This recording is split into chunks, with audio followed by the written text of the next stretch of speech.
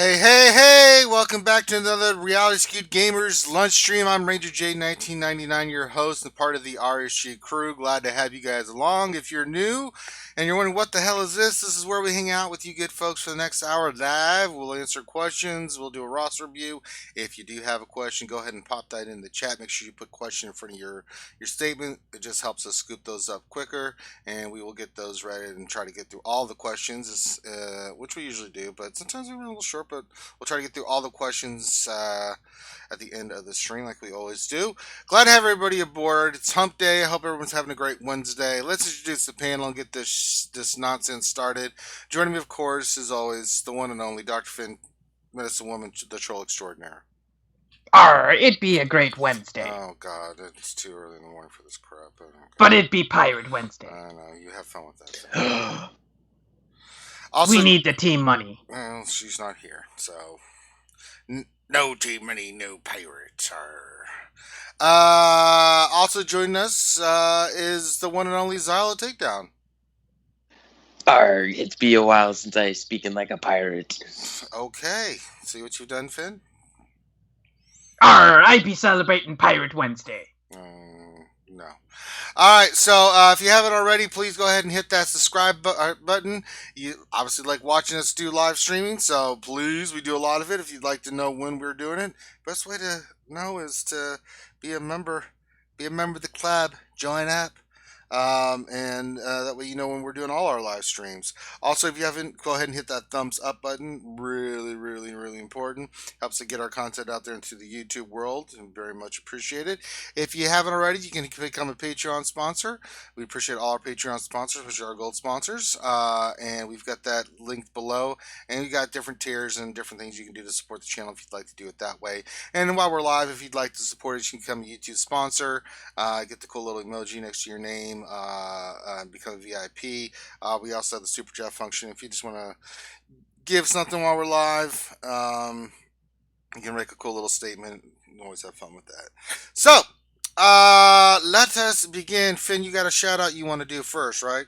Yes, I do. I want to give a special shout out to a little man who is turning 8 today. Oh. It is the birthday of the kiddo of Miss Farquhar. Oh. It is Jackson. And Jackson is turning 8 today. He isn't feeling well. Aww. So first off, feel better, Jackson. And also, happy birthday. Happy birthday, Jackson. I think we need to say happy birthday to him in a special way. How about Kermit? Can we do Kermit for him? I think we'll see if we'll find Kermit. Hi ho, Kermit the Frog here from Sesame Street News. And today we are doing a birthday shout out. Finn, can you say shout out? Shout out! Okay, Finn is very slow, and we only let him out at certain times. But happy birthday, Jackson. I hope you have a great 8th birthday. Yay! Woo-hoo! And a yub nub from Finn. See, why are you going to ruin it? Why is that ruining it? Embrace the yub nub. Also, it's Nukin's birthday, so happy birthday, Nukin. No yub nub to Nukin. Yeah. No, but happy birthday. He's turning 975,000 years old, so... and cannot be killed by mortal means. We've established this. So, all right. We've got a roster review today, Finn. Is that correct? Indeed we do. Like we do every day. What am I saying? We have Spartacus. Roster review today. I am Spartacus. And they are in the Death Star. Nothing else, just the Death Star. Well, actually, it's I believe it's THEDEATHSTAR. There's a space between all the letters, so it's not really Death Star. It's just like each letter, so it may just be an acronym that spells the Death Star. Or it could just be the Death Star. But there's spaces in between. This fully operational battle station. There's holes in the name Shut too. up, Just Finn! like there's a hole in the actual Death Star. Your lack of vision will be your downfall, Finity. The addition of spaces is the downfall of the name of the guild. Finn, why are you bringing up... Just saying, there's spaces. There are unnecessary spaces in the name of the guild. Why do you think that is? Also, I think you're still on the other screen. You still have the thumbnail up, I think. Oh, do I? Yeah. No, I don't care. Hump day. We are off to a great. See what happens when Dum Dum Finn does all that nub horse shit. Hey, the 8-year-old is watching. Oh crap! Pooh, I meant Pooh. God, no one can handle themselves around kids. God, You're just as guilty. what did I do? Yeah, right. Yub nub. All right. Arg, shut up, Finn. Yeah, shut up, Finn. Now you be walking. We be reviewing the roster of DHETEAH. For God's sakes, E-A-R. Finn, they did that because you can't use the. You know why? Stop it. You know why they did that. Just so Finn could read it You're like such that. a That's why I did dumbass. it. You really are a My dumbass. pirate Arr. island is so good. Oh my God, you're so mentally brain damaged. All right, so we're doing Spartacus's profile, and what are they looking for today, Finn? So looking for a possible ships lineup, and he's trying to find a good. He's trying to climb on ships as much as he can. So largely, it's going to be ships. What he should farm, what his team composition should be, as well as what his mods are. If we want to look at his mods and see what we can do from the mod perspective. Sure. So let's look at that. I'll go to ships.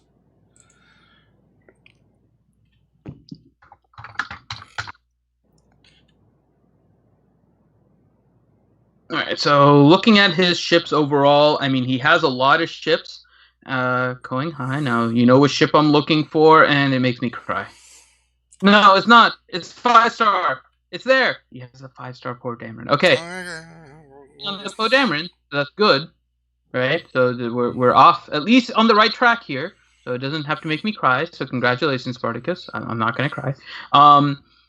Let's see. He has a 5-star Houndstooth, so he's farming him with a gold Bosk, so that's a good position for him.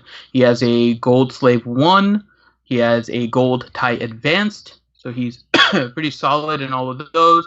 Millennium Falcon with Gear 11s. He has pretty advanced Phantom as well, so good with there. I'm trying to find his bigs. Okay, so his bigs is only 10, Gear 10 for him. So that is one thing to potentially consider.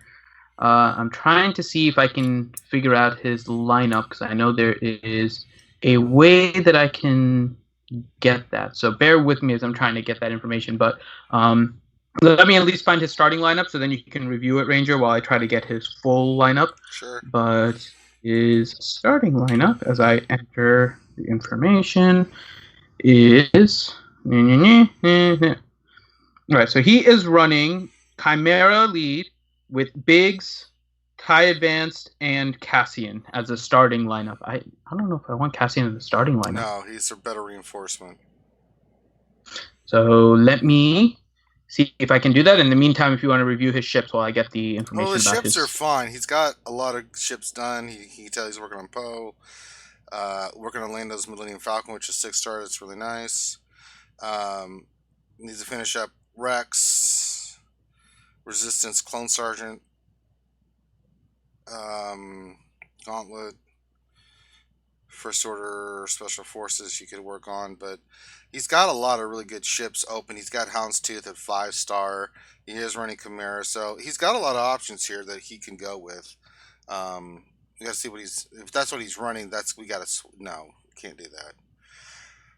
All right, so his full lineup is, so we talked about TIE Advanced, Cassian, then his reinforcements are Slave 1, Houndstooth, Millennium Falcon Episode 7, and Phantom 2. So I think we have to change that. Yeah, that's not enough firepower. Unless you're just doing a time where you're just like trying to, I still don't like it. I'd be curious what he has, what he's facing as well. But looking at his team, so if he's going to run the Biggs lineup, now he could start shifting over to a Houndstooth lineup. Yeah, I'm trying to see where so he's not working on Xanadu Blood yet, but that could be a ship that he wants to work on. if he wants to go with kind of that Houndstooth with Ghost and Xanadu Blood starting lineup, that could be something he can work towards. If you're running Biggs, there's a couple of different options. I think Biggs and Tie Advanced get you on the right start. Your second ship, you have a few different options, and the main thing you're concerned about is getting those target locks. Those target locks are really, really important. Cassian is better off the bench because of his reinforcement ability. It's just crazy how well it worked when he just dispels everything when he comes in. Works out super, super well. So Cassian, I would actually save for your reinforcement. He is also he's not the greatest for target locking. You want somebody that's going to target lock, but also provide a little bit extra for your starting lineup. And typically, there's two of them that you'd be looking for. One of them would be the ones that I like are Imperial TIE or First Order TIE Pilot. Yeah. Both of them do the target lock with their basic. Now, it's not 100%. That's what TIE Advance is there for. But the First Order TIE Fighter is really, really fast and really, really damaging. Yeah, so if you can once you start getting target locks going, he starts just going over and over again. He's a great reinforcement to come in. I like him on the starting lineup too, but yeah, you can go either way. He's squishy. Same thing with Imperial TIE. Yeah, it's hard because he's so squishy. But he's so fast that you get that target lock early, and Big starts to taunt. Depends if you have. It becomes hard. Yeah, you can go either way. Like I said, it's one of the ships, but for him, his First Order TIE Pilot is low. It looks like gear 8 or 7. Yeah. So, and I keep forgetting what the design of the purple is. Yes, it's gear 7 for his TIE Pilot. So, First Order TIE Pilot, not in the picture for you, but just something to kind of consider. But I would go with your Imperial TIE Fighter, but I would also work on his gear a little bit, because your Imperial TIE is only at gear 9. So your Imperial TIE, you want to level up as well. Try to get him to gear 11. He's a fairly useful character in Territory Wars 2 as a cleanup character. He's not going to be kind of your first team usually, but he does have a nice kit that you can use in order to take out some particular one. So Imperial TIE in your starting lineup. You could also go with TIE Silencer. TIE Silencer is going to be a different type of mechanic. You're going more with stuns in the initial control because your Silencer is fast, but you have to work on your crew because your crew is also gear 8. So he also needs gear. So a lot of the issues that you may have with ship is going to be it's basically just going to be gear at this point. You have to figure out which gear is the ones that you're going to want to level up, which characters you want to level up for your ships, and then kind of go from there. But I don't think Cassian in your starting lineup is what you want. And for your reinforcements, Slave 1 is fine. It's nice to have that extra kind of taunt going. Houndstooth, if you want, can also come in. I don't really have an issue with that. I would hold off on the old Millennium Falcon. And I'm saying old as in terms of when it came into the game, although it's the episode 7, so it's kind of the later of the Millennium Falcons. But I would hold off on Millennium Falcon because that Millennium Falcon is kind of okay, but it's not that great, honestly, for your lineup. The Lando Millennium Falcon may be a little bit better, but that one is also not on your radar right now either. It's considerably a 6-star and your gear is low, so I wouldn't even touch the Millennium Falcons. I would go with like a Sunfac, for example. You have that ship at 7-star. You need to work on Sunfac's gear so he gets the unevadable resist with his crew ability. So, or it can't be resisted. Sorry, it can be evaded. It can't be resisted. So when Sunfac comes in, he'll be able to stun one target and then use a special in order to stun another. So really, really nice combo there. And another potential is TIE Reaper. Your TIE Reaper is definitely in line in order to be useful. So you can put him in the reinforcements. Cassian is perfectly fine, although you probably want to work on their gear just a little bit. Reinforcements, the gears aren't as important as your starting lineup. Starting lineup, you want to try and have them at gear 12 if you can. But those are kind of like your overall ships and what you can try and go for. But I think I would go Biggs, Tie Advanced, Imperial Tie as your starting lineup with Slave 1, Houndstooth, Sunfac, and then Poe Dameron. So I would kind of drop Cassian right now. Poe Dameron just does crazy amounts of damage when he comes in if you max out his reinforcement He's and all ridiculous. the abilities and stuff. So I love Poe Dameron, as everyone in the chat is kind of commenting how usually I just jump straight to Poe, is because I really do love his ship. I think I it's do one too. of the reinforcement ships in the game because of just how much damage he can pump out as soon as he comes in. And it makes him very, very useful. Between him and Lando, the Lando Millennium Falcon, you get a lot of damage pumped out as soon as they come out. The reason I'm not saying Phantom is because, and I mentioned this before, I find that my timing with the Chimera doesn't work out well with Phantom. Phantom, when you have his reinforcement max out, lets you bring in another ship. But one of the things about Chimera is that it's pretty fast for a ship, but it also has so many abilities that are useful. It has the AoE, which is useful. You can call a ship to assist, which is very useful when you need target locks because you can call Tie Advanced, and that basically feeds protection to your bigs. So I find that to be very useful. He has a heal that you can throw onto your characters, which is also very useful. So when you find yourself summoning back-to-back ships, I find that the timing with the Chimera gets thrown off by a lot, and you kind of leave yourself vulnerable in some spots. So I prefer not to run Phantom with that. Phantom works well in some of my other squads. Like if I kind of play around with Tarkin squads or the Home 1 squad with like Geos and stuff, I can find a use for Phantom there because it's not as capital ship ability dependent. But that's just the way I've seen it play out, and maybe if you play it, you find that you do want to use Phantom. So play around with it, but I would personally say that you don't want to be hanging around with Phantom for your capital ship right now. Not that it's not a good one, just the way that the timing works out. So I think those would be my lineup. Anything different, Rangers, Ilo? I don't. Silo, anything? He's taking care of it. No. That sounds good to me. All right, let's look at mods. So I'm looking at his arena team really quick. It looks like he's able to get into like the top 3. Now, one thing I don't know is what the difficulty is with moving up in arena. It may be a payout. It might be that they're not letting him into the shard chat. I mean, there's a bunch of different possibilities as to why he's not able to get higher. But I do see that he can make into the top 10, which is good. So with your mods on your arena team, I'm guessing, and I'm going to look right now, are probably okay because you are able to hit into the top 10. And what I'm looking for is, and I do see it, your faster mods are on Revan. The problem is you lack speed set. So you are losing a 10% speed bonus on Revan. And your speed on your Revan is 291 with plus 131. Now that may help you beat like those Treya teams and all of that, but it's not going to be great against your opposing Revans. So I'm just trying to see where your speed secondaries are, how you're potentially on those, and because maybe this is your fastest set if you don't have a lot of speed secondaries. You have an 18 and then you drop down to 14. So it is quite possible, looking at your mods, that this is your fastest set that doesn't involve speed set bonus.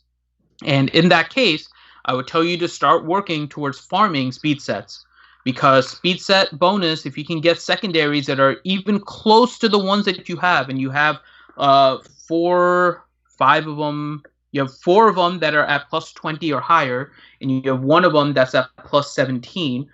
If you can increase those or get them close to something the same as a speed set, all you need is 3 of them, because you can. I'm pretty sure you have a 30 speed arrow, and you'd be able to get the boost. So start working on potentially finding some speed set bonuses. I see you have an 18 speed on Bosk, right? So you're already kind of 1 down at that point.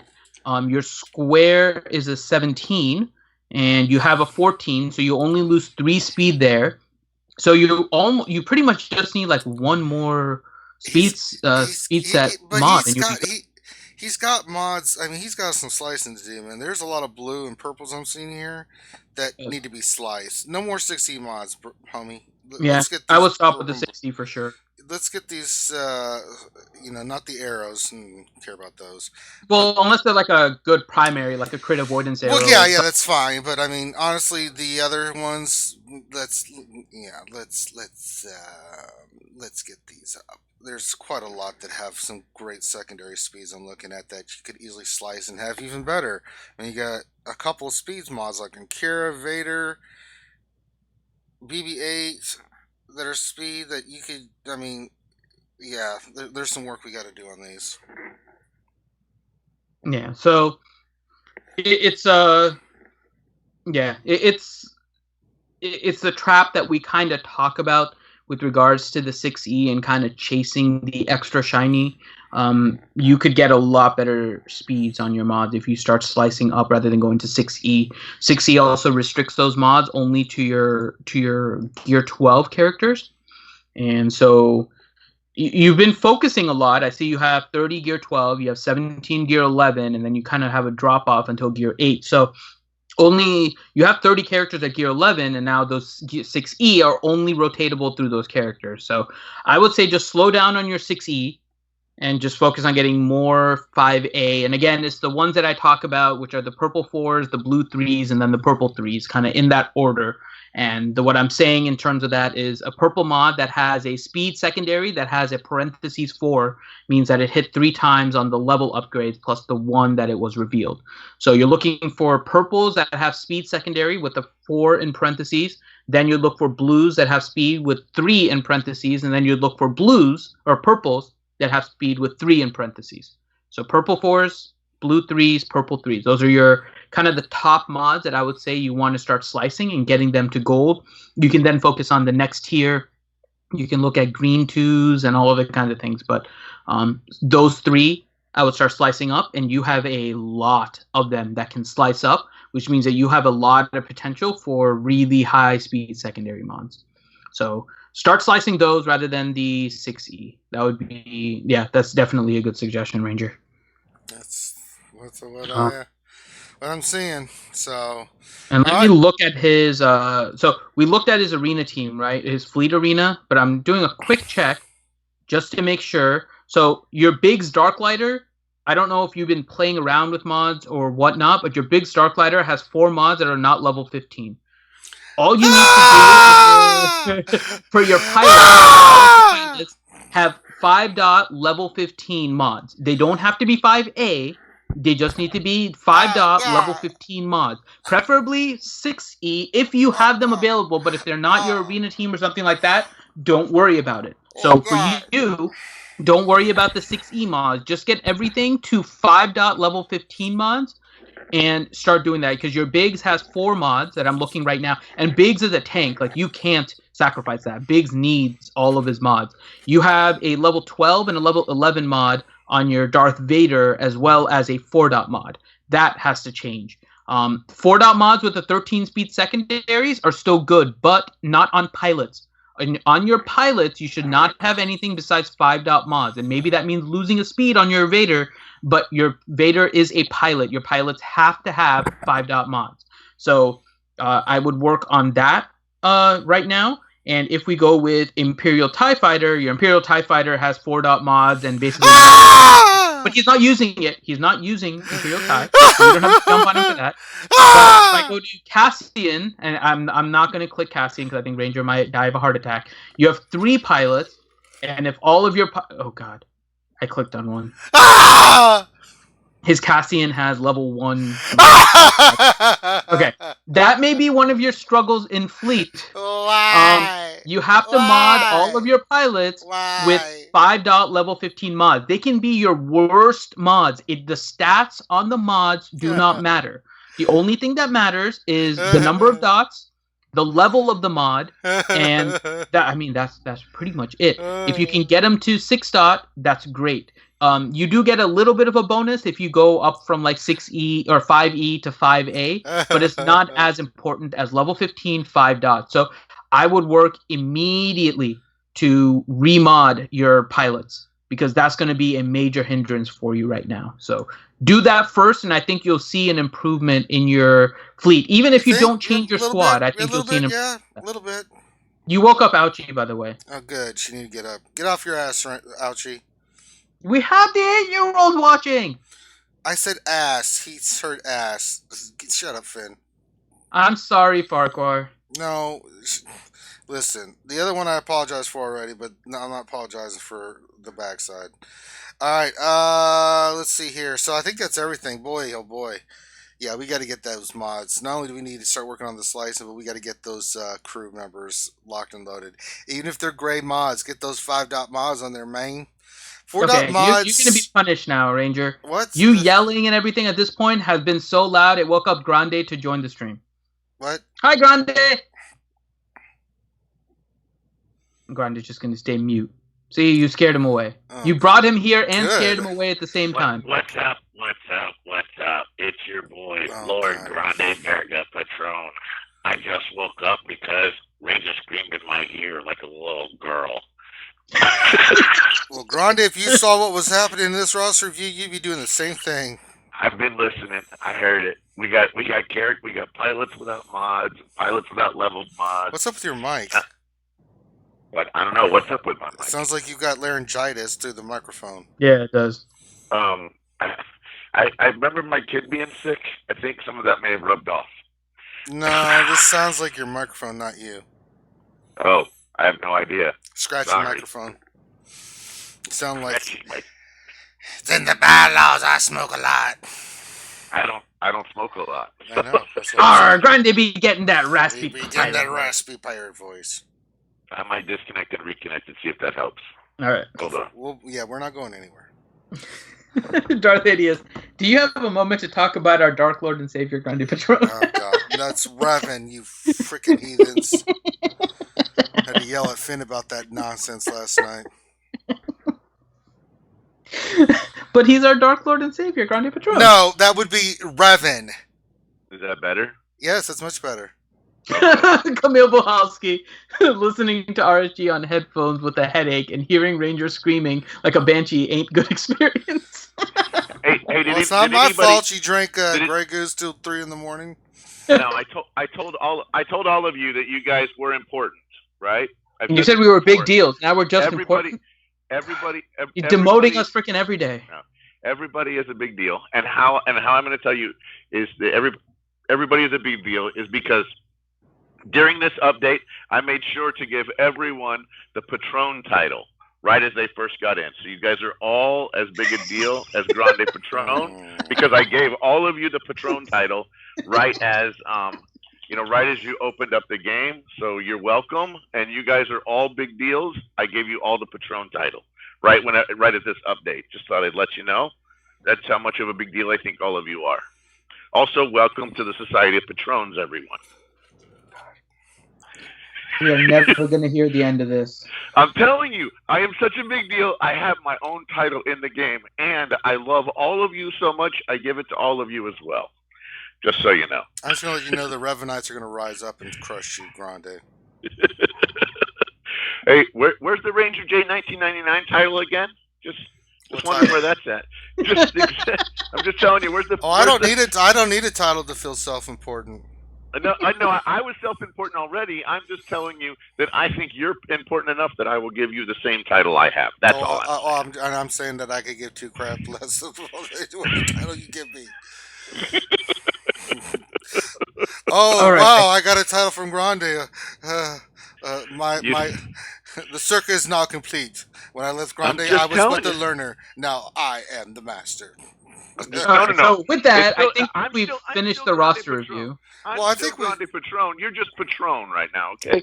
And after a little bit of time, a little bit of effort, a little bit of work, you might be a Grande Patron, but you're just not quite there yet. Christ. Carrie, if you are listening, can you please make it so every single person in the community, except for Grande, gets a big deal title? Yeah, right. And then Grande just doesn't.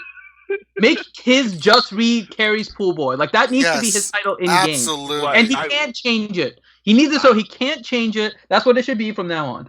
Now I got to tell you, if they come out with a title that says "kind of a big deal," I'm gonna be like, "Boom, shigga wagga!" I'm gonna be like, "Oh yeah." All right.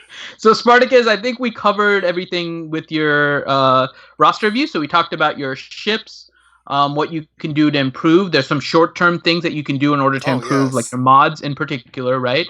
Your lineup, you can maybe tweak it here and there. With your Cassian, for example, is probably better in your reinforcements than your starting lineup. We looked at your mods overall. Start slicing up to 5A rather than going to 6E. And then lastly, which ships to farm. We went through a few different ships that you can focus on in order to boost yourself in arena and potentially a different lineup. So I think you're on good track here. Your roster does look fairly focused. You have your Revan, so you're doing well in arena. So overall, very nice progress on your roster. Yeah. Look, there's some things we got to work on. And if you got questions, look, find us in Discord, get with us. We'll be more glad to answer any questions you might have.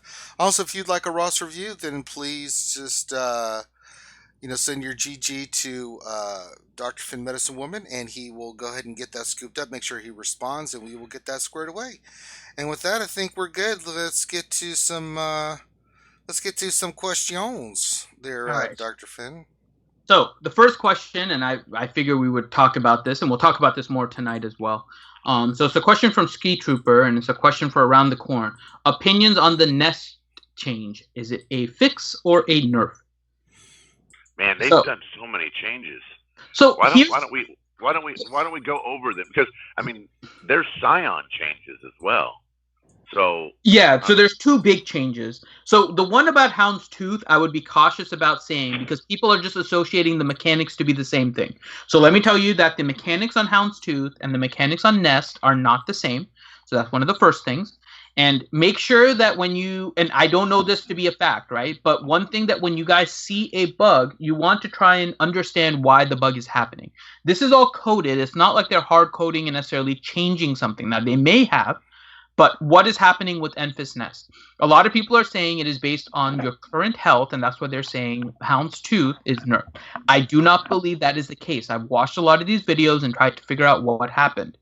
What's happening, I believe, is that Nest... so this is the first problem. The protection bonus is based on your max HP, which never made sense to me in the first place, but that's the way it works. So you get this protection bonus, 40% protection or bonus protection, which is based on max health. What's happening against Revan specifically is with the Revan lead, when the basics are used by the Jedi, it reduces your maximum 10% health. And so previously what was happening is that when the Jedi were attacking, it was triggering Enfys's unique, and the unique was basing the calculation on the protection based on her initial max HP, which is when she started the match.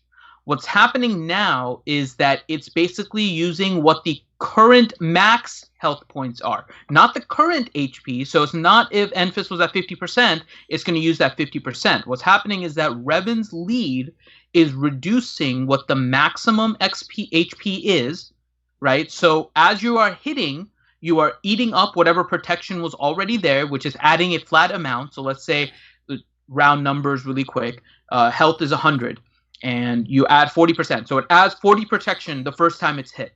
Now the next person comes in and does damage, right, and it reduces the health by 10%, so now the health is down to 90, but it does some damage. It'll do the damage to the 40 protection first, and then the next time it's going to give you like 36% extra protection, right, and then the next time it's going to give you 10% less, and then it's going to give you 10% less. To be honest, this is probably okay. Yeah. And here's the reason why. Nest was never meant to be this unstoppable brick wall, right? I mean, whenever you really think about it, it's the same thing is true with Houndstooth, right? Houndstooth was never meant to be this unstoppable brick wall. That people couldn't figure out a way around, or you have to have like very specific characters to make it work. It was never meant to be that way. I mean, you think it's bad in the top 10. Imagine what it's like if some dude's got a 3-star Nest sitting down at rank 1,000. How do you think anyone ever moves that guy? Yeah. I mean, and it's really only against Revan that this is happening because other characters really don't have the reduced max health mechanic. that's really only with Revan's lead ability. So, Yeah, I mean, some people do, but I think, who else has to reduce the opponent's max health? but it's only good against Jedi and Rebels. I think EP's unique is like that, or it may just. I think it's reduced 10% max health. I'd have to go back and I don't think he reduces. I think he does damage based on their max health. Maybe I'll check it right now, but I don't think any other character has otherwise reduced the maximum health. But let me check right now. So you think it's EP's unique? I think it's EP, but it's deal damage equal to 20% of their max health. Okay. There's a lot that do damage based on their max health, but nothing that I can recall that has reduced the max health. Right. So because of that, this is kind of a unique mechanic, and so a lot of people are upset because they were using Enfys Nest as the counter to Revan. But in actuality, the mechanic does make sense based on, again, what I think is kind of an asinine thing, which is that the increase in protection is based on your health. I think that's kind of silly. But that's the way it is, and we know that. The other ones that have that I've seen that has changed is the Scion mechanic, right? The Scion taunting mechanic. They're now saying that the opponent's Scion will taunt before Traya. So if you have Traya going up against Traya, and so the opposing Scion will taunt before Treya's unique takes effect, and removes the Hell by Hatred buff. Right. Which I think is stupid as hell. It's a little weird. That's really bad. That negates kind of Treya's whole mechanic. Because one of the whole things about that team is that you dispel it. So when you're fighting another Scion, like, you don't have to always attack Scion. Like, you dispel. Traya dispels stuff at the start of the ability. So hopefully it's a bug, but based on the responses in the forum, it's very unclear as to whether or not they consider it a bug.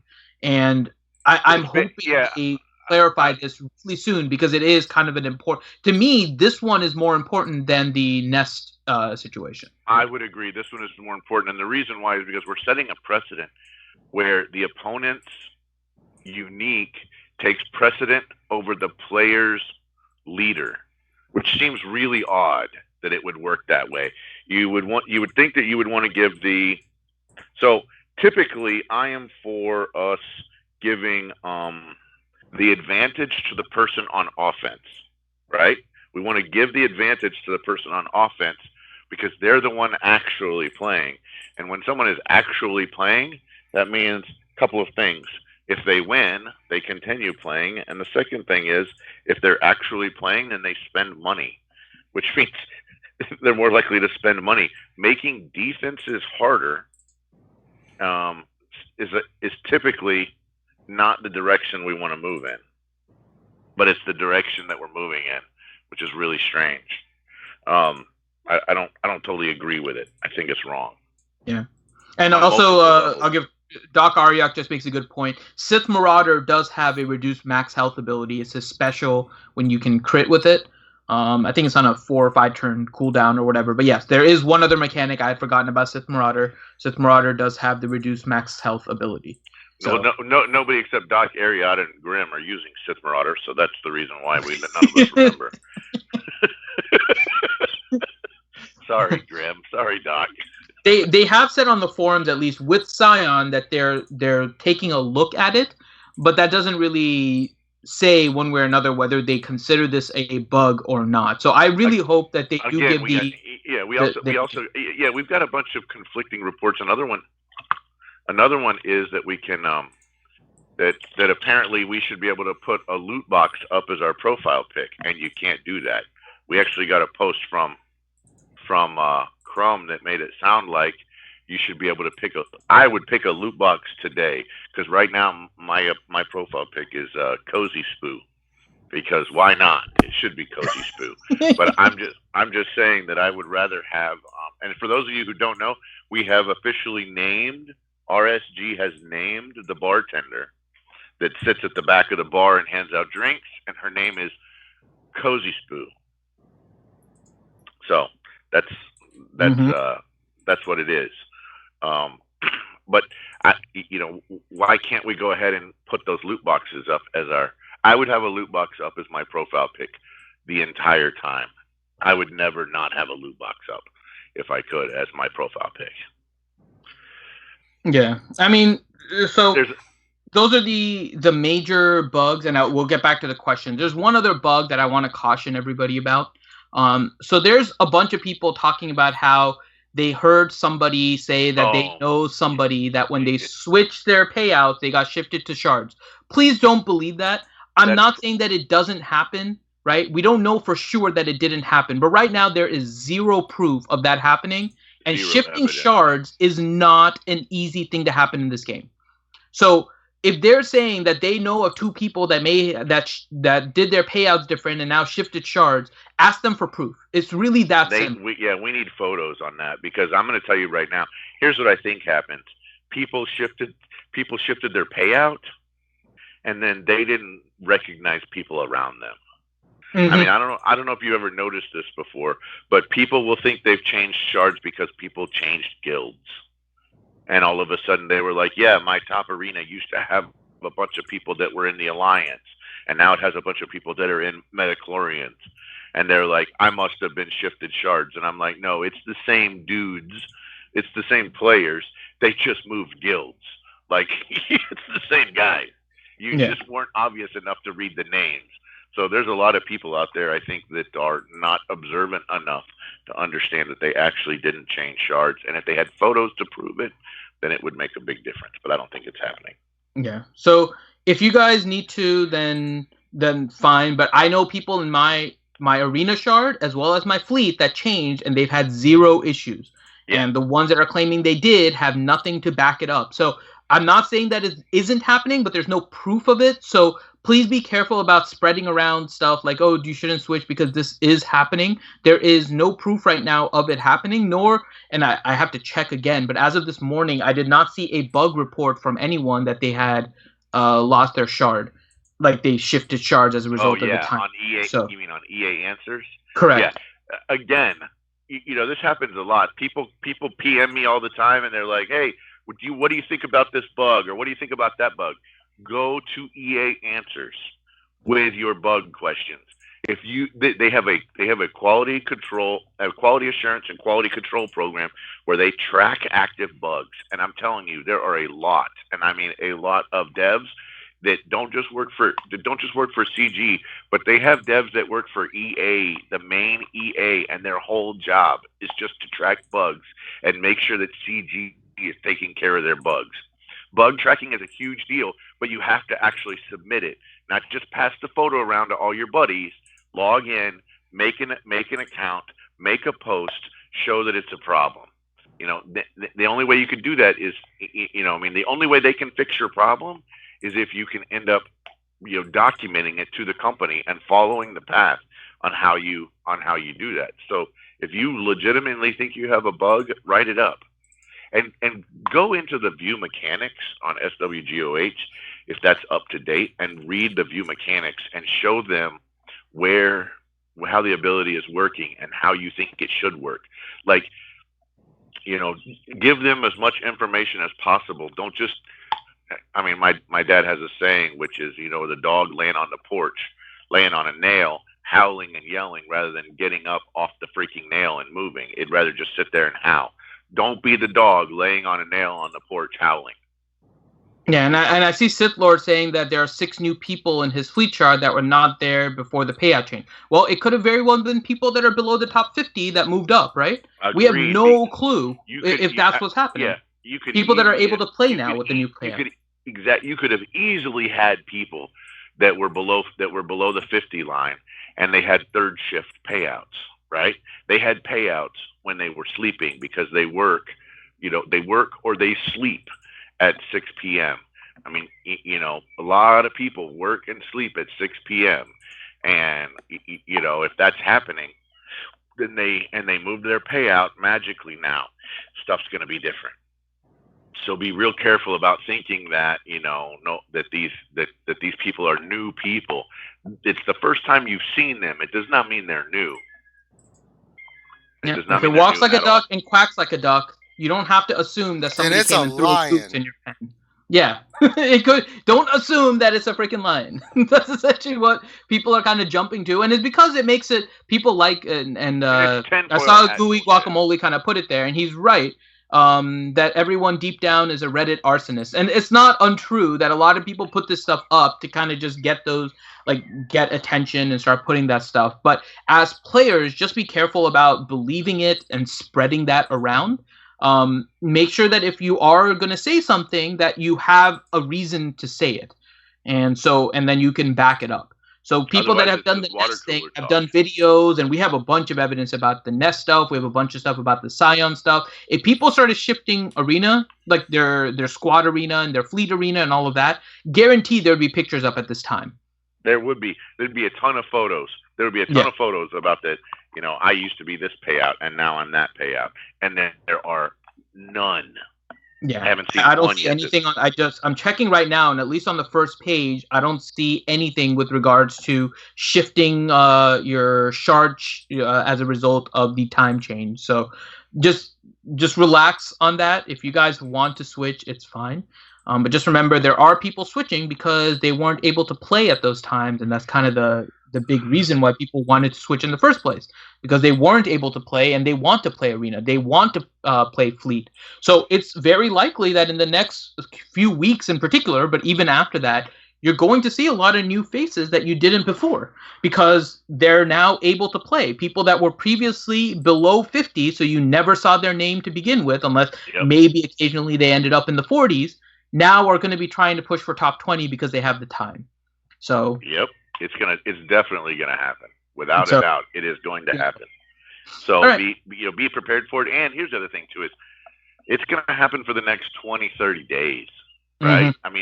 I mean, so the first thing is, you know, people that are not on the forums and running right away to the App Store to download stuff, or running to Google Play and download stuff, they haven't downloaded it yet. That thing's not going to get pushed to their phone for probably another 2 or 3 days, right? It's not going to be a forced manual where you can't download the game, you know, for another couple days, right? I mean, potentially this test Grand Arena is going to be done before it's actually pushed to the phone. And then after that, it's going to take them another 10 or 15 days to even realize it's even a possibility. So you could easily have people changing payouts for the next month. Well, and then I had a follow-up question too with regards to the shard change and everything. How does it affect your bonus energy, and then how does it affect the store timing, like the time changes? All of those times. All of those times are all interconnected. Guild time is not interconnected, but everything else is interconnected. So it's definitely going to change all of those. So if you want to have a later payout, I can guarantee you that means, you know, because you're going to do it and then you're going to go to bed. It means your former 9 p.m. energy is going to happen while you were asleep, and you're going to miss your 9 o'clock energy. So be real careful about that. So the timing of when you change your payout, as opposed to, you know, the stores and your energy refreshing, how so if you go back, like say 3 hours, everything else goes back 3 hours is basically it. Yeah. Every single time changes. Your personal times, not your guild times, like Randy's saying, but all of your personal times all shift the number of hours that you shift your arena payout. So if you shift your arena payout 3 hours later, all of your stores shift 3 hours later as well. All of your energies shift 3 hours later as well. Okay. All right. So so if you want to do your arena like right before you sleep, so if you do it at like 11 p.m. your local time, then you're gonna have a energy boost that goes off at like 2 a.m. Yeah, I was thinking about, because I'm in Florida time zone, and my payout's at 6 o'clock, and you know, with the time zone or with daylight savings right now, everything's set back an hour earlier. So what I was thinking was probably going back a couple hours earlier, and that way I could get all my energy throughout the day, and then the timing where the stores reset and the activities reset would be a little later. You know, kind of set to where my day would start right when I, you know, wake up. And most of what I've seen is people moving to earlier time zones. I have seen very few people moving to a later time zone. Mm-hmm. And the furthest move I've seen so far is about 6 or 7 hours. Yeah. One guy moved his payout 6 or 7 hours. Most people are moving them 3, 2, 4 is about the most I've seen. 3, 2, and 4 hours earlier is normally what I've been seeing. I'm gonna probably move mine 1 just to move it to, because 7 p.m. works better for me than 6. So daylight savings always throws me off. I've seen a lot. So yeah, I'm probably gonna move to 7 now, and then move it back when daylight savings hits again. So it's back to 7 instead of 8. I've seen a ton of people move it back 1, and a ton of people move it like up 2 and up 3. That seems to be the normal kind of way moves are happening, except for a few people who've moved it 6, 7 hours. Yeah, because it'll have the best like cause and effect on your stores, your energy, and then not only make your arena payout come earlier, but your activities will reset faster in a sense, right? And then that gap from 12 to 6 where nothing's really going on, you don't get any bonus energy, the stores reset once. That's the slowest time of the day, so that'd be perfect.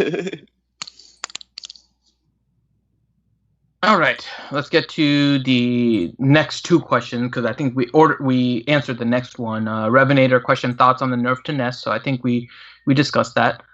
So next one is Bing Skymaster question: what kind of kit would you like to see for C-3PO, and what about synergy options with Rebels, Ewoks, mainly R2? I think it would be pretty awesome.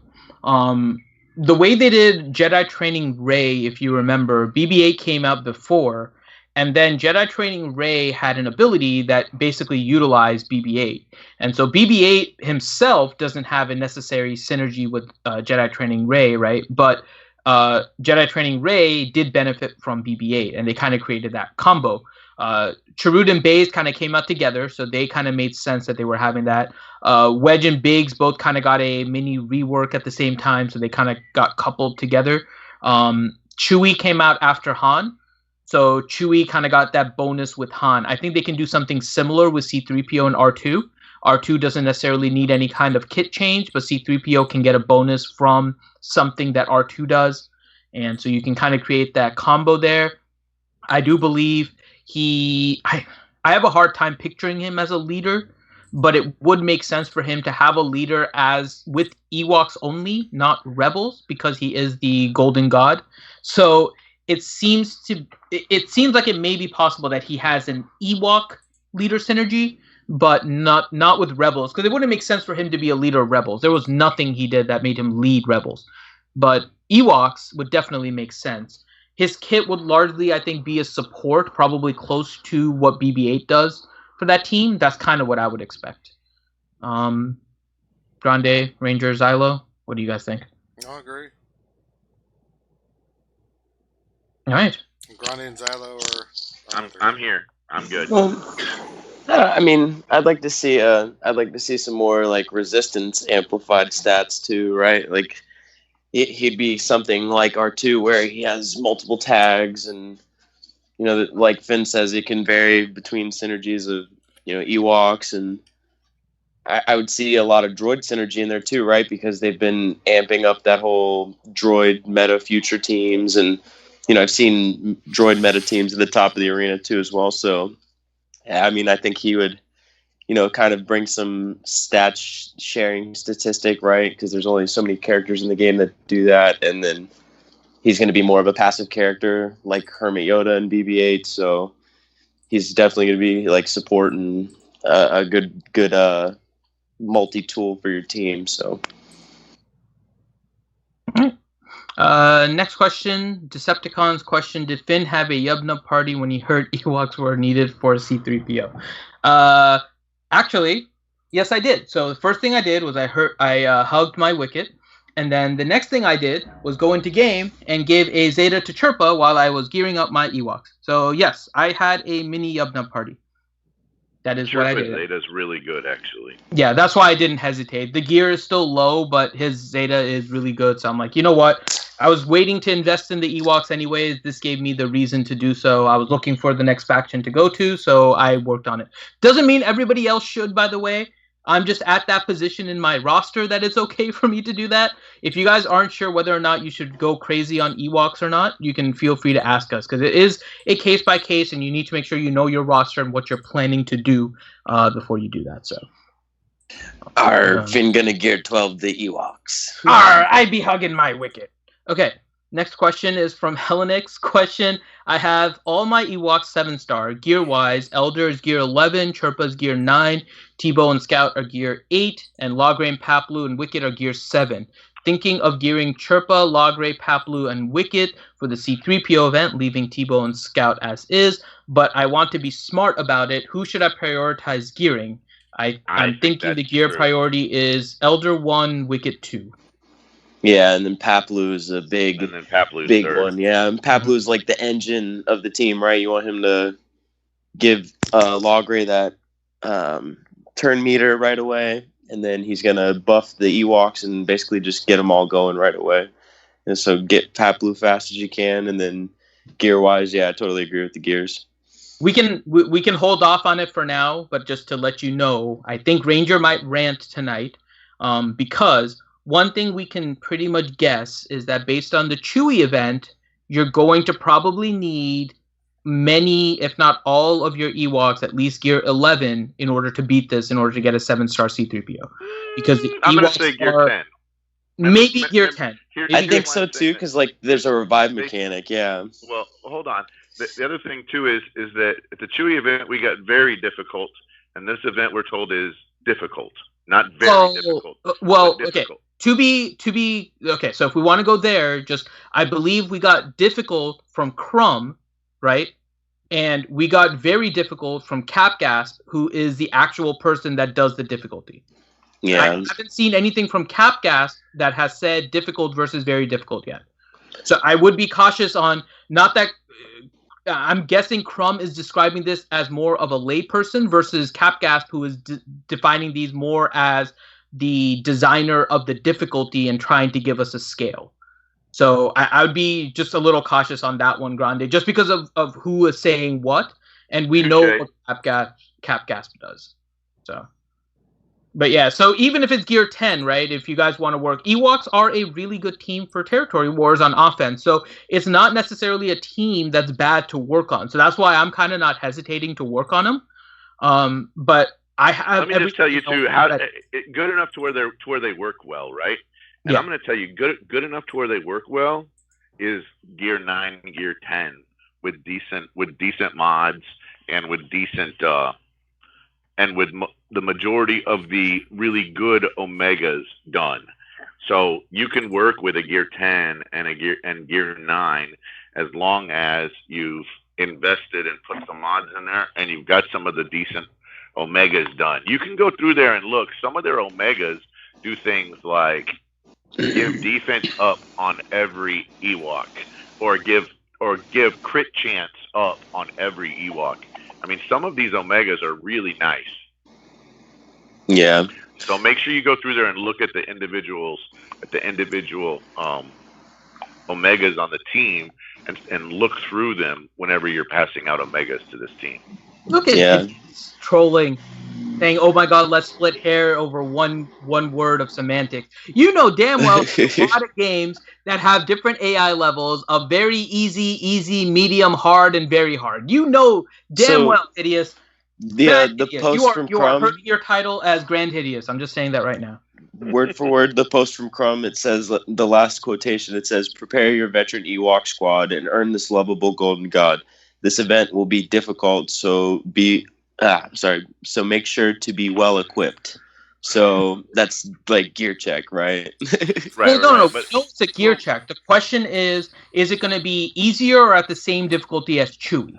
And who are the opponents too that they're facing, right? So if it's just troopers and Logray days, it's going to be a win, or maybe it's a more advanced AT-AT. You're making a lot of assumptions there, right? I mean, here's the deal, right?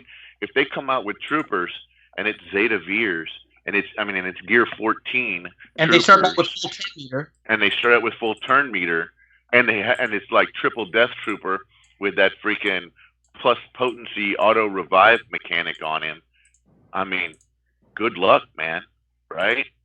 I mean, if we end up with if we end up with a trooper, let's say we end up with like, I mean, they've done this all the time. PVE mechanics.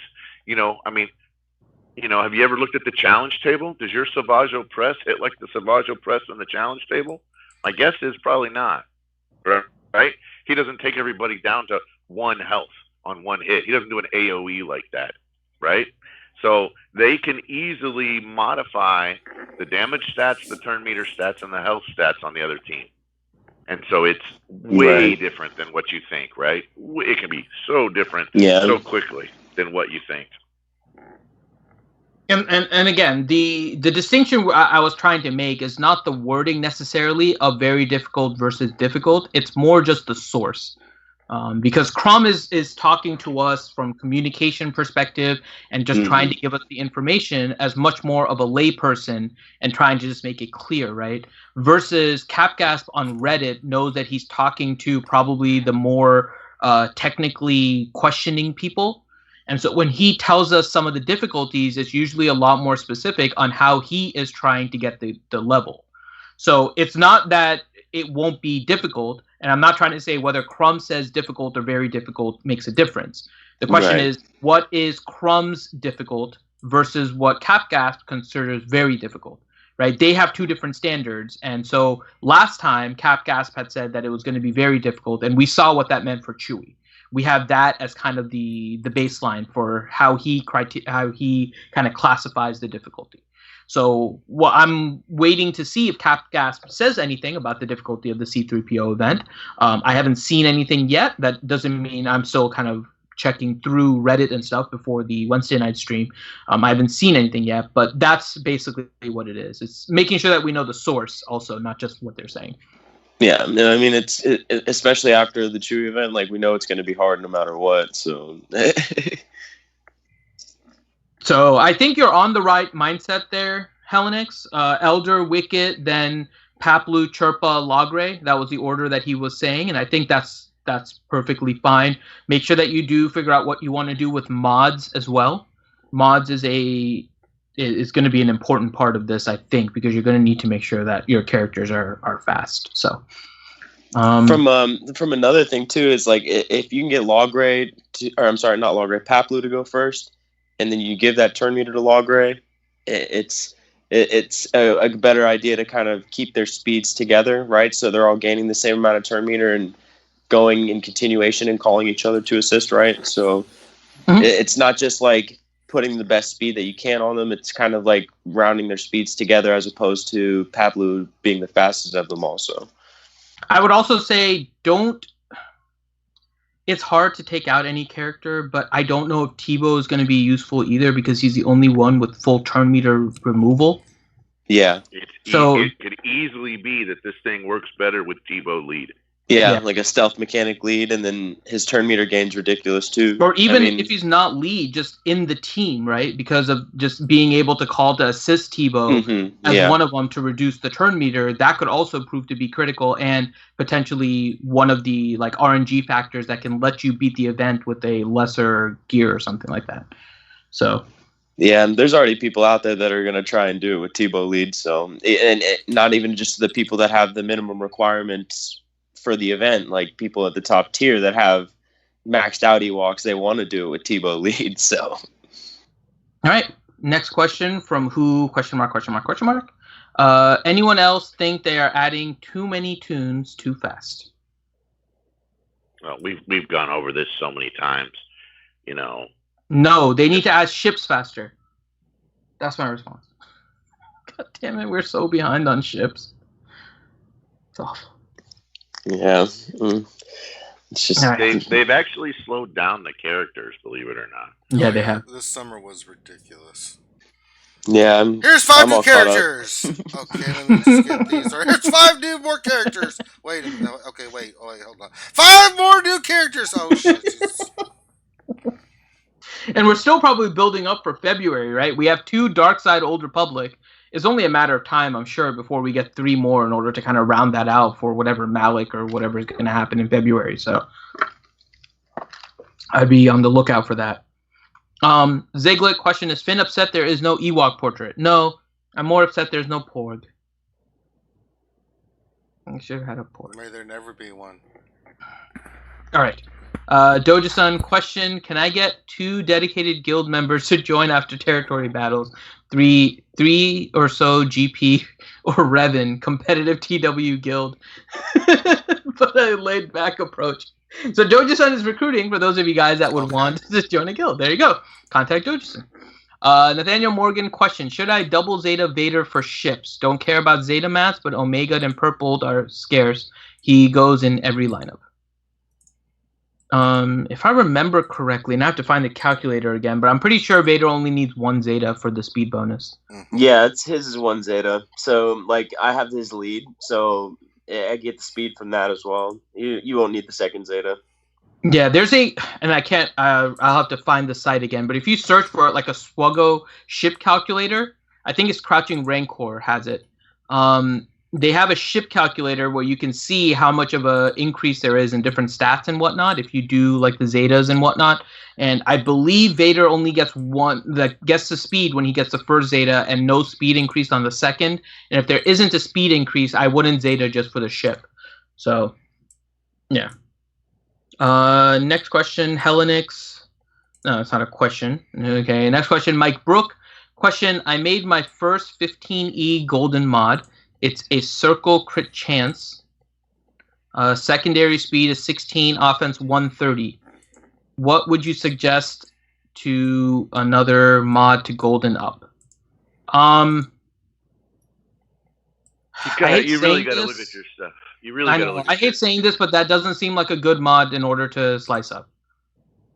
I'll just be frank. 16 speed and offense 130. That doesn't seem like a mod that was worth taking to 6E. Let me just tell you, mods that go to 6E are probably going to be mods on your arena team, mods that you don't really have a place for on your arena team, and so they end up going on one of your pilots. And right-sided mods on your mod. It's almost always right-side mods versus left-side mods, and it's almost always triangles and crosses first. So if you really wanted to look at it, I mean, I would probably tell you my first mods that I went to 6E were all triangles and all crosses, and they were triangles and crosses that got a super big bump, like defense, offense, crit damage, crit chance, health, tenacity, primaries. They were set bonuses that I use a lot, speed, crit damage, crit chance, potency. Those were all of the set bonuses, and they all had high double-digit speeds.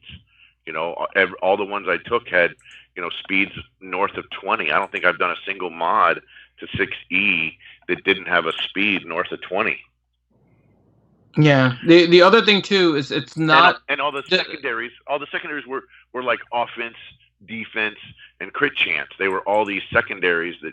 Yeah. And health. They were all these secondaries that did really, really good. So I'm not about to take something up that's not going to be of the most benefit at 6E. I'm not going to take up a protection circle. That's what I'm afraid of. Like, he didn't say what the primary was. Protection is one of the worst primaries to take to 6E. Like, it gets almost no bonus. Protection and speed primaries. So protection circles, protection triangles, protection crosses, and protection arrows and speed arrows are the last ones I'm going to take. With few exceptions. Like, for example, so I did all of mine on Thrawn, right? But that's because I needed the speed on my capital ship for fleet. So I 6E'd all of him because there's a ship advantage to it.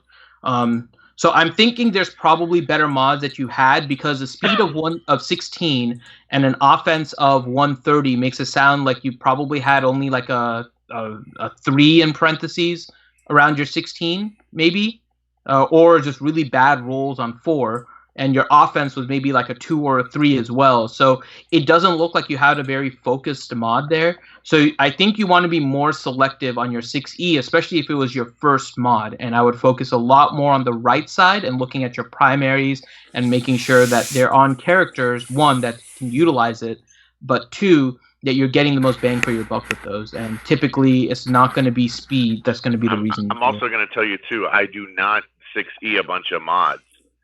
I mean, the game gives us slicing mats for D mods, and the game gives us slicing mats for C and for B mods. I spend a lot more time slicing D's, C's, and B's to A's than I do. And I know we kind of are a little bit different, but I'll tell you, there are certain times whenever I'm looking for a particular primary in a particular set bonus with particular secondaries. And if I'm looking for it and it's a gray mod and I've got it sitting on a character that I use in arena, or I've got it sitting on a raid character, or I've got it sitting on a pilot, and because the game gives me so much materials that to take E mods to D mods, I sliced those mods because I was like, oh, I was looking for an offense, set bonus with an offense primary showing an offense secondary. Well, I only have 3 of those. Well, guess what? Those 3 go from E to D because I only have 3 of them. All right. Next question from Max Dog. Question: what is the best Kira team on defense without Nest? What Zetas are required? So Kira. Yeah, go ahead, Gander. So it's going to be Kira, Mission, Vandor, Chewbacca, Zalbar, and probably Young Han, or Lando, or OG Han. And potentially you can take out Mission and you can put in regular Chewbacca. So it could end up where you end up with 3 Wookiees, OG Han, and under a Kira lead. That would work. So it's going to be some kind of team like that. But potentially also, too, you could take off Mission and you could put on L3. So that way you've got a conditional taunt and you have an auto taunt and you have a revive and everybody's stats are doubled under Kira lead. Which abilities need to be Zeta'd? I'm going to tell you, Vandor Chewbacca is going to need a Zeta to get his revive. And in my opinion, Zalbar's Zeta is really nice. So that's probably the second Zeta I would take, and then of course, Kira's Zeta would be nice, but it's not really necessary. And Mission, if you put her on, I mean, it's not really necessary. But it does need to be like Gear 11 to put that team together. There you go. Do you disagree, or you have any changes to that one, Finity? No. I use it with L3, so Kira, Vandor, Zalbar, Mission, L3, and the only Zeta I think you really need is Vandor. Everything else is kind of just extra. I do have a Zeta on Zalbar and Mission. It makes the team kind of fun, but it's not necessary. Only Vandor for the res is super necessary for that team. Let's see. Nathaniel Morgan, question: can Finn skip to my roster review so he can see what a real pose X-Wing looks like? The ship that I love. That's what it is. Mike Brook, question for 3PO: Paplu 58 out of 85 and Chirpa 39 out of 100. Think I have time. Yeah. It's probably, you probably got about a week to 2 weeks before the event shows up. And Paplu's in 2 locations because you can get him from Guild Store and Cantina. So finish off Chirpa, keep farming Paplu from Guild Store, and then switch to Cantina. Yeah. Here's our guess. You've got 9 days until the event starts, right? 12/14. And it probably goes like 12/14 to 12/19. It's just my guess. Yep. All right. Next question is from Nathaniel Morgan. Question: who is more to blame for TU14, Finn or CG Grande? CG Grande, because Grande got his freaking name as a title in the game. You can't even run from it now. I know. I'm telling you. Everybody now is a Patron. Welcome to the family. Doc Ariok, question at Grande: why did the A go to the restroom and come out an E? Why did the A go to the restroom and come out an E? I have no idea. He had a vowel movement. Nice. You had a vowel movement. Tangent Revolution question. So your advice for newer players is to stop all of their farming and farm only Ewoks, correct, bruh? No. Wrong. No, No. bruh. No. No. No. Do I need to do the We crying never- thing no. again? I'm The telling you, screaming thing? what do we?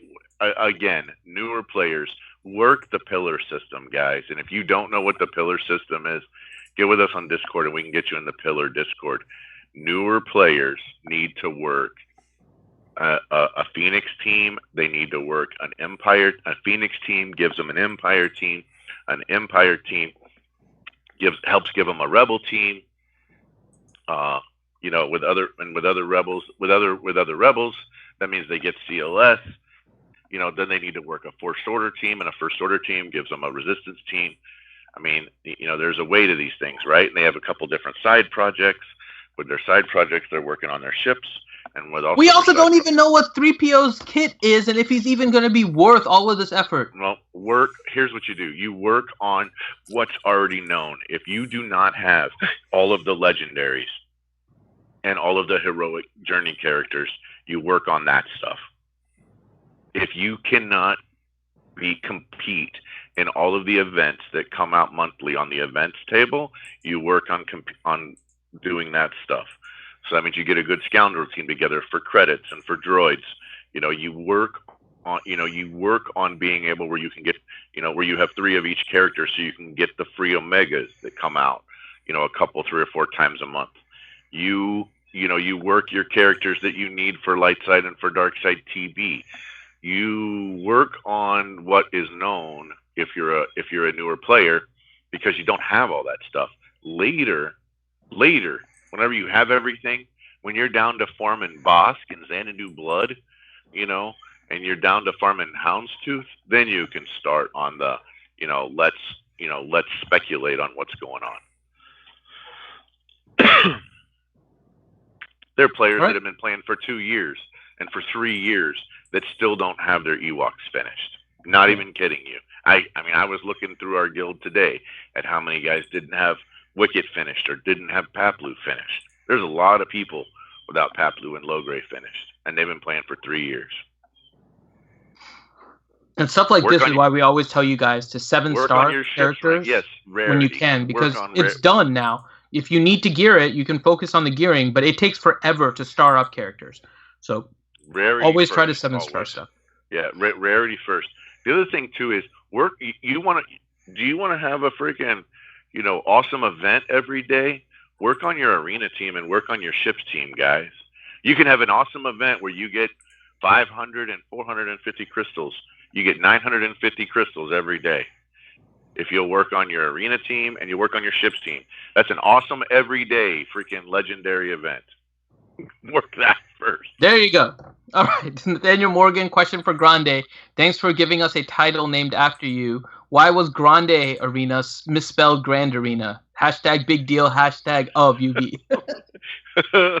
Yeah, it's called Grand Arena for a reason. Listen, there's a reason. They can't make it that obvious that everything was named after Grande. Everything's named after me. I mean, there's a reason why it's called GP, right? There's a reason why the abbreviation for Galactic Power is GP. It's because of Grande Patron. I'm telling you, everything goes back to Grande Patron. We're all in Grande's world. It's his world. We're just living in it. All right. Next question. Hellenix. I think this is directed towards you, Grande. So this guy named Darth Hideous something or other rang my doorbell and asked me if I've accepted a certain big deal as my Dark Lord and Savior. Where's the Jedi Knight Revan doll so I can show you where I was touched by him? Very, very inappropriately. Yeah.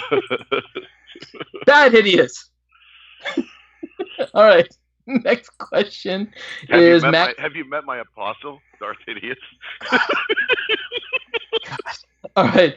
Next question from Max Dog. What is the recommended 3-tune team on defense using Nest? What's the 3? So a 3-tune team on defense using Nest? Yeah. Kira, Nest, Vandor, Chewie. Kira, Nest, Hermit Yoda. Ooh, Kira, Nest, and Cad Bane. I'm gonna tell you. I'm gonna tell you right now. It doesn't That's not a great defensive team. You're going to get your butt kicked. That's an okay offensive team if you had to take it in, right? But it's not going to hold on. Think about it. 3v5, right? If I can go in 5v1 and I can go in 5v1 and win against almost anything with anything, right? So 3v5 is never a good idea. That's like going into a bar fight with your hand tied behind your back. Don't do it. It's not going to work. Faymok. Grande is like Mr. Smith after he was unplugged from the Matrix. He's everywhere. Mr. Finity.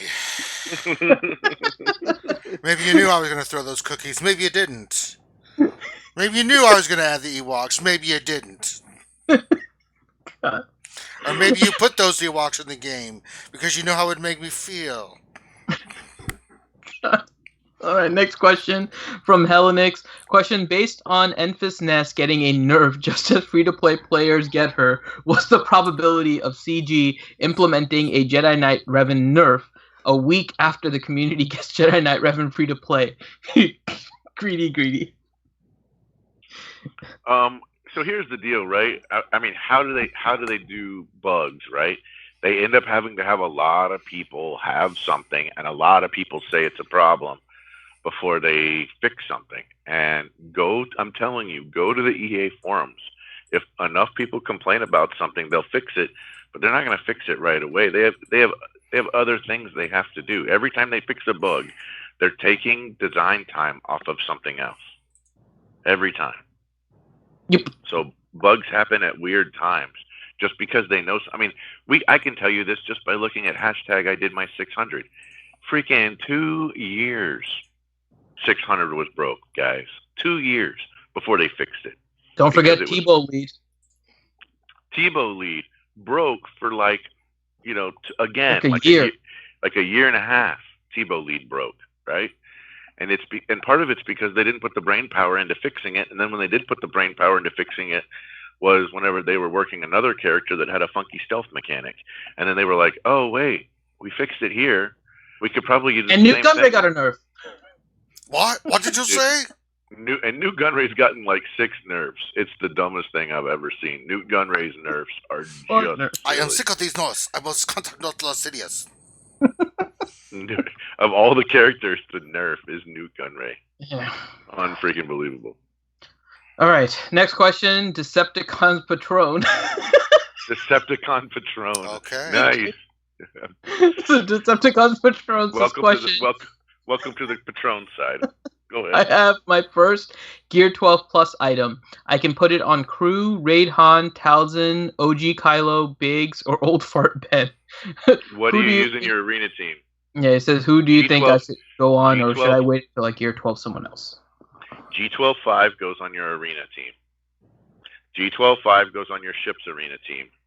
Until that's done, it doesn't go anywhere else. If your arena team and your ship's arena team is not G12, go on GG and make sure you don't need to save it for one of them whenever you get them to G12. After you've done that, then I would say it probably goes, raid teams, then TW teams after that. I'd also say the other thing of that, make sure that the stats relate to the character and you know how you're using it. Yeah. Raid Han, for example, if you add +6 to him, it can potentially throw off his timing in the Sith raid because you're giving him 6 extra speed, and making sure Han goes after Death Trooper and both of them go after Traya is kind of important to the timing of the text mix. So. Yeah, and you have to slow all of his mods down, and all of a sudden you're looking for a +3 mod, and you don't have a +3 mod anymore because you leveled them all up. Yeah, so be cautious about when you're going to be taking up those mods and stuff. So cautious about mods and cautious about putting gear on characters. Yeah, so I think the item that he has because of the character, I believe, is the Gear 12 Plus Furnace. And that one has 6,500 health, so my initial inclination would be Crew, but again, it depends on who you're using in Arena and making sure they get first priority. Who you're using in Ship's Arena. I mean, if you're using the TIE Silencer in Ship's Arena, it might be a good choice. If you're not, I'd probably wait. Right. Next question from who? Question mark, question mark, question mark. Question, if I change my arena ship's payout time, does it affect my free energy payout times as well? Yes. Yes. I'll shift the same amount of hours as you shift your arena payout. Correct. Your Marty McFly is down. Question, what is the minimum gear level needed for Ewoks to complete Endor escalation? You can do them with 8s and 9s, potentially. That's what I've been doing. I have one gear 10 that was Ewok Elder. Gonna get a lot easier now for you, Finn. Oh yeah, now I don't even have to worry. And that one was based on a Tebow lead where I was basically stealthing Ewok Elder and just constantly resin. Now you don't have to worry about that anymore, Finn. You can just go in there with Chirper lead. So let me tell you, if you can beat all of the events on the events table that you could possibly bring Ewoks to, if you can beat them with Ewoks at the final tier, you can probably get your C-3PO. It's the same. It's the same way we had with bounty hunters. If you could, that I keep wanting to call it the parts and pieces. That's not correct. The bibs and bobs. The kibbles and bits one for bounty hunters. The one where you got Nest and where you got. Yeah, but that one is a lot harder than anything that was Ewok based so far. That's my concern. Well, my thought is that if you can beat it with what you've got, that's a good gauge for how hard the C-3PO event will be. If you can't, I think C-3PO is going to be a lot harder. Hold on, but here's the deal: if you can't beat it with the Ewoks you have now, If you can't beat the current stuff, then you have no chance at the new stuff. If you cannot beat the current events that you have the possibility of bringing Ewoks in, and you can't beat it with Ewoks, then you will not beat the C-3PO event. Right. Yeah, but I just don't want to go down the line of saying if you can beat the Endor escalation, then you can beat the C-3PO. The C-3PO event will be at least as hard as any event that uses Ewoks currently. It won't be easier. Right. I agree with that. I think it'll be a lot harder, but it's definitely not going to be easier. It could be harder, but it's definitely not going to be easier. Right. All right. Question, Doja-san, from 8,800 to 9,900 Zetas. There have already been 1,100 new Chirpas since yesterday's information. How many more before we see C-3PO event? How many at the end of the event? So somebody's been doing the Zeta count, Ranger. The Zeta report. It'll double. Zetas will double on Chirpa. Look at that, Doja-san looking at the Zeta report, Ranger. Good job, Doja-san. What people do in their own personal time is none of my concern. Sith Lord 72 question: any chance I can 7-star C-3PO without Logray or Wicket? I have all other gear 10 and 7-star. You probably could. Maybe you probably can, but it's probably going to take you 2,000 tries. Right? It's going to be like. I mean, I'm not going to have Logray, but I've got Pablo, Chirpa, Wicket. They'll all be. I'm hoping to have them gear 11. Going to be your RNG leader to try and beat these things and trying to get that stealth on Ewok Elder. My Tebow's 10, almost 11. So going in with Tebow lead is going to be like going into the Chewie event with Boba Fett lead. You think Tebow lead's going to be like that? I think it's going to be your only way with RNG. If you don't Zeta Chirpa is nice, but you do need to build up your squad. You need a strong Paplu to kind of eat up some of the damage. Tebow is literally just making sure that Ewok Elder is stealth. If you don't have Wicket, you lose one additional option to try and stealth Ewok Elder. So you're literally going to be that the RNG gods are keeping your Ewok Elder. Yeah, I'll have Wicket, I'll have Tebow, I'll have Chirpa, Elder, Paplo. I'm saying Sith Lord is saying he won't have Wicket. That's going to be saying he won't. Yeah, not having Wicket is like not having Dengar for the Chewie event. Tough. I mean, it can be done, but I mean, but you're literally going to need to block off like a 6-hour part of your day and just do this event probably. Mm-hmm. Yeah. All right, Jason Hommel question: when do you think the reveal event is returning? I think he means Revan. I have T3 at 22 out of 100 to complete my KOTOR, but need to switch to Paplu 30 out of 100 to get him ready for C-3PO. Am I okay to do this? I don't particularly see any issue with it. You can get Papalo again from 2 spots, Cantina and Guild Store, right? And so try to make sure that you have crystals in order to do the refresh. Because if Revan comes back, right, you'll have a week in order to do it. So figure how long, and they'll probably give us, let's just be kind of cruel and say 2 days of notice that Revan is returning. So that means in total you have 9 days in order to try and finish T3 if he's your last KOTOR.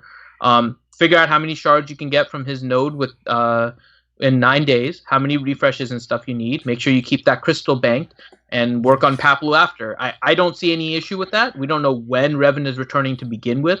It's unlikely that he's going to happen immediately after this. I think it's probably going to be February at the earliest. And so even with that you'll have plenty of time to save him up coming back in February makes perfect sense. Yeah, so right? We get light side Revan before we get dark side Revan in February. Yep. And we get OG Millennium Falcon in January, just like we get C-3PO in December. That makes sense. 1 legendary a month for the next 3 months. Or heroic, whatever you want to call it. 1 special character they gift us at 7-star if you have the right crap. All right, Thane Kyrell, question. I recently changed my Fleet Arena team to a Galactic Republic team. My lineup is 5s, Houndstooth, and Rex starting with Phantom 2, Anakin, Clone Sergeant, and Rey's Falcon. What changes would you make? I wouldn't use Rey's Falcon. I would use Lando's Falcon. And I wouldn't use Clone Sergeant. I wouldn't use Rex. I'd use Clone Sergeant. Or I'd use... the idea here is to make that team tanky in the front. This is basically a timeout team. I'm trying to figure out. It's a stall timeout team. It's a huge stall timeout team. And the other thing is, don't underestimate regular Ahsoka Tano on that team. I've been surprised at some of the Ahsoka Tanos coming out and some of the Anakins coming out. So, that's some of your major damage dealers. Instead of Rey's Falcon. I would definitely consider working on Plo Koon. The idea here is to do ships that give you more synergies. Yeah, I think Plo Koon would be really good in that squad just to keep everyone healed up, because it's going to take a while to kill Houndstooth or 5s. Rex is a tank, but he may end up being like the squishiest of them all, so he may end up being the first one going down. And if you can keep 5s and Houndstooth up, that's a solid timeout team. Yeah, I don't have necessarily any issue with your particular squad, but I would say maybe Rey's Falcon is the weak link there, and you can maybe replace it. Let me check if that may be our last question, as we are half an hour over.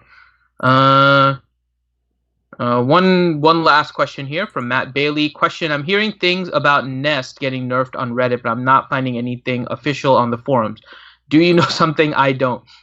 So we were just discussing this. It's going to be on the bugs forum. Yeah, it's a bug. It's not a nerf. Well, so they're reporting it on the bug forum. Now, whether or not it's a nerf or a bug, we have to see.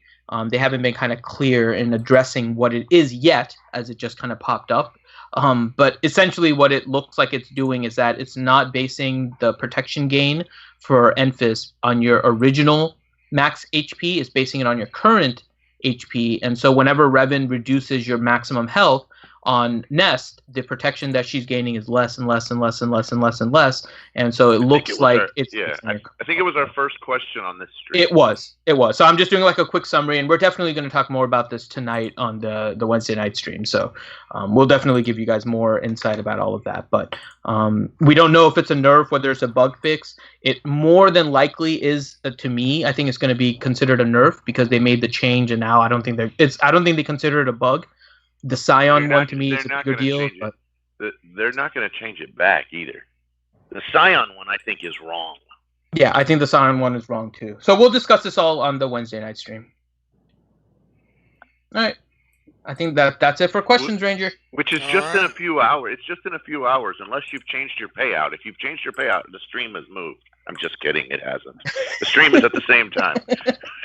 No problems, Matt. We have no problem. Like I said, we will address your question. That was just kind of a brief summary, and we'll discuss it more at our live stream tonight. All right. That's it. All right, Finn, you want to close us out the ACS stuff and update and stuff? Sure. So we have the ACS campaign still going. We're going to do our major live stream on December 15th. It is going to be a 12-hour live stream, and we're going to be playing a bunch of different games. So please join us. And for that, we're trying to raise money again for the American Cancer Society. The link is popping up in the chat, in the Discord, or on the YouTube channel, and it's in the description of the YouTube as well. You'll find a link to the Tiltify page where you guys can donate and have some fun, as well as giving to the American Cancer Society. We have some rewards and stuff that we'll send you. Like, for example, there is $15 you can donate, and we will send you a wristband if you guys go to that. It's a limited time wristband. It is for the Stu Strong campaign, so we'll send you those.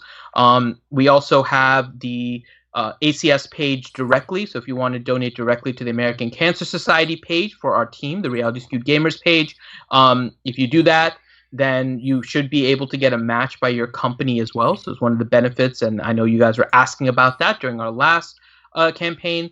And then if you go to our website, realityskevedgamers.com, there is a link for all of this information as well. So that's all the stuff about the ACS. We do have a bunch of different challenges. So we're still trying to finish the challenge for Warrior to put a Zeta on any character. So once we fill out that 500, it's going to go all to the polls. And so make sure we fill out that challenge first. Once Warrior hits 500 on that challenge, whatever happens with the poll is what Warrior's going to have to do with the Zeta. So he does have, I know he's usually somewhere around here, Rose Taco. Rose Taco is on the list and behind. So currently Bodhi Rook is in the lead with $80.01. Mission Veo is at $60. And Rose Tico is at $10. So I'm just saying, if Rose Taco's already torturing me here, I'm pretty much set with Rose. So he can do the same thing to Warrior as well. Just make it a Rose Taco night. We can have it a whole Rose Taco night. Warrior and I can Zeta her together. I love Rose's tacos. They're the best tacos in town. I'm gonna rutabaga that, and then Ranger, I'll hand it back to you. If you're listening to this, I'd like to apologize for Grande Patron. Any and all things that Grande says are not a reflection in any way, shape, or form of the opinions or viewpoints of RSG, for he is mentally damaged and needs to go back. Finn, go put him back on his chain outside in the back corner. All to say, if you guys are interested, I'm gonna hop in the voice chat. In the general voice chat, if you want to just hang out and talk and all of that kind of stuff. So I got invited to that yesterday for a little bit. Yep. So we'll just be hanging out in there. If you guys want to chat, I'll be prepping and stuff. Drink some coffee, no big whoop. Yep. Just to have fun, whatever you guys want. Yeah, but make sure you give us a thumbs up, subscribe if you haven't subscribed already, and get ready for our big Wednesday night stream tonight at 8 p.m. Eastern, the longest running live stream in the Star Wars Galaxy hero community. We'll break down the latest and greatest in news and notes and give you a little bit of insight of what it all means. Don't forget to check out Patreon and all that other jazz. So on behalf of myself, the crew, thank you guys for stopping by. Had a blast like we always do. We'll check you out tonight, and we'll check you out tomorrow. Peace.